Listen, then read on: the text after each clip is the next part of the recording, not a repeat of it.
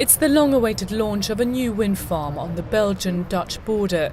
Even though it's barely visible through the untimely fog, it is a proud day for the local community. Wanneer wij zeggen wij stoppen met een bepaalde vorm van energie, dan moeten wij uiteindelijk ook zorgen dat wij daar een vervanging voor hebben. En ik denk dat de enige manier om dat te vervangen, dat inderdaad op de duurzame manier is. Wind power is booming here in Belgium. The state subsidizes the renewable energy sector with special green permits. Dozens of new turbines have been switched on here this year.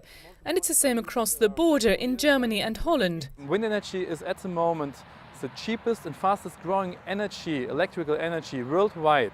New power stations of gas or even cold power stations, they will be in the future more expensive for the countries.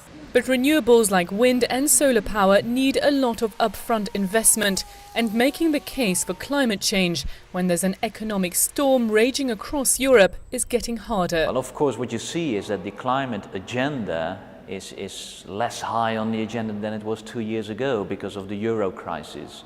But one thing is very clear, the EU will not lower its ambitions. But governments worst hit by the downturn and the debt crisis are already scaling back their support for green projects. We see a critical development in the South European countries like Italy, Spain. Economy is going down, budgets are going down, so also in our sector. So it is happening, and there are a lot of talks, a lot of rumors. Certain projects might not be realized.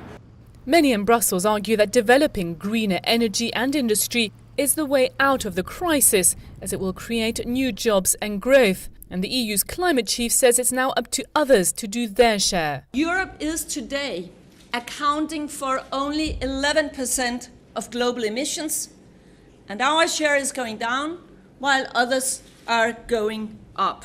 When will they follow? How will they follow? A few years ago, many looked to the EU as the world's environmental champion, unilaterally setting targets to reduce carbon emissions by 20% by 2020 and expecting others to follow suit.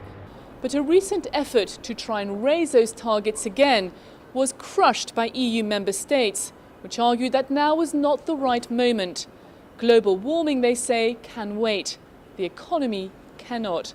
Time will tell if they're right. Vanessa Mock, CCTV, Brussels.